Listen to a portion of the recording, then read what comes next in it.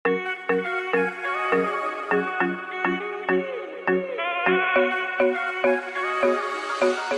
soc la Gemma i soc el professional dedicat a l'àmbit de la sexologia, amb els programes Plaers i Més Plaers d'aquí al Centre Jove d'Atenció a Sexualitats, el CEJAS.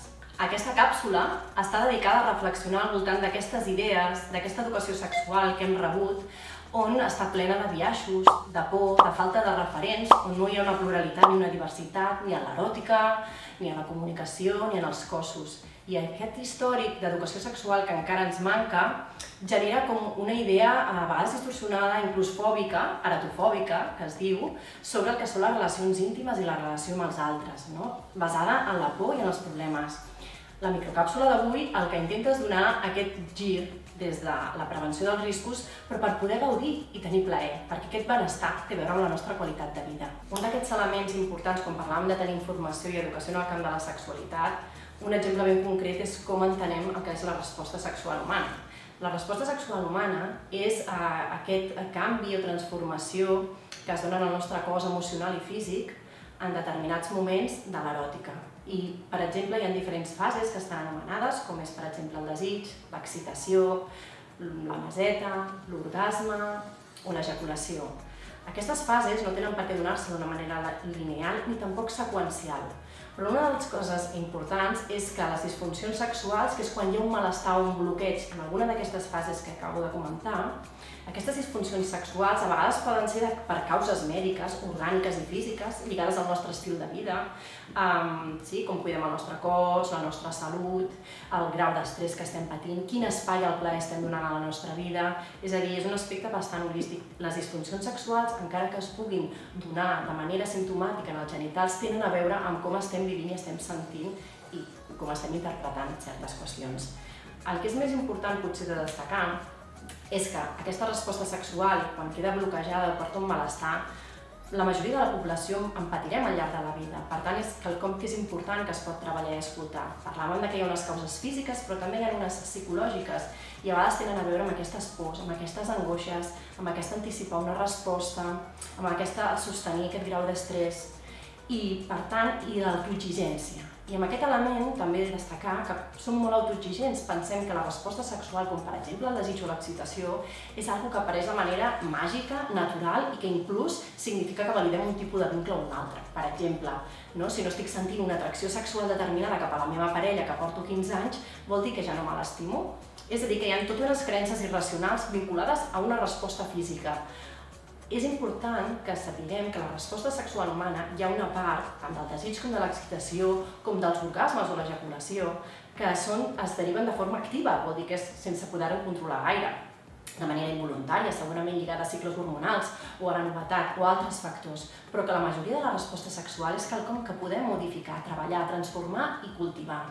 I té a veure amb el desig reactiu, té a veure amb posar una intenció en construir el desig. És a dir, que ens parla moltes vegades de que el desig és quelcom que ha de venir i llavors sento que no estic desitjant. És a dir, com autoresponsabilitzar-nos. Tenir aquesta informació i tenir eines de com revertir-ho ens pot ajudar de manera important i significativa la millora de l'autopercepció i també de la comunicació de l'eròtica amb les altres persones. Per tal de millorar el gaudi i el benestar, una bona qüestió és que depèn en gran mesura de nosaltres.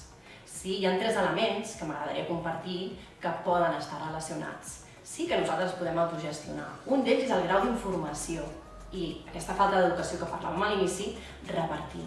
Per una banda, tenir informació. Una informació que ha d'estar centrada en 2 pilars fonamentals. Per un, la prevenció de riscos, i quan parlem de riscos hem de tenir present que els riscos no només són les ITS i els embarassos no planificats, sinó la manca de gaudi, la falta de satisfacció, també és un risc, sí? I que pot afectar molt negativament la qualitat de les nostres relacions i fins i tot de la nostra qualitat de vida. Per una banda, la prevenció de riscos, tenir informació per la prevenció de riscos, i per l'altra, per la promoció de drets i del benestar. Sí, per tant, aquest pack d'informació el podem buscar, el tenim a la pàgina web i hi ha molts canals on podem trobar informació adequada. Un segon element és la meva relació individual amb el meu propi cos. Conec el meu cos? Connecto amb ell? Potser no el penso, potser no el moc, potser no me'l toco?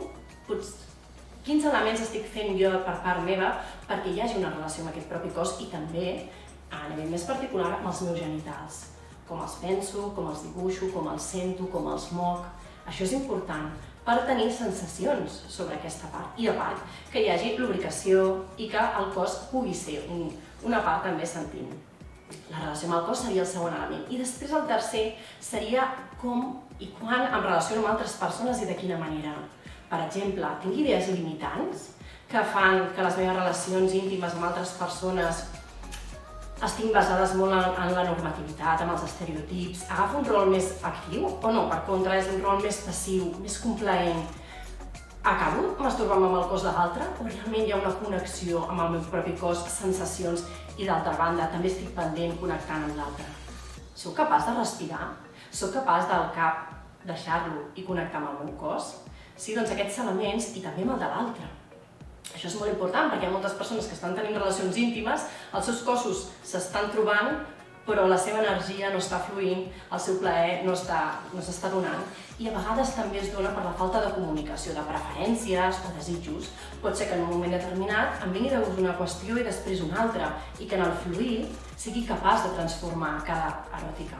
És veritat que si tinc una idea molt mecanicista, coital o molt determinada sobre com han de ser les relacions sexuals, molt basada en un porno mainstream, sense tenir referents amb cossos i eròtiques i pràctiques més dissidents, pot ser que la meva sexualitat es vagi debilitant o d'alguna manera com tancant cada vegada més. Sí? Per tant, una de les maneres que seria interessant per poder començar a gaudir, per una banda, és rebre informació, treballar amb el cos, conèixer el meu cos, cada vegada que tinc una trobada, veure com estic, fer una mica de check, radiografia, no? De com estic sentint, què em ve de gust. I això és variable i pot anar canviant.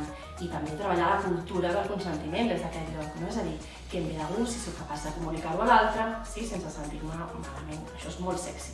Per ampliar informació, resoldre alguns dels dubtes, us podeu posar en contacte amb el Centre Jove o bé directament al correu de plaers@centrejove.org per demanar visita o ampliar o resoldre els teus dubtes.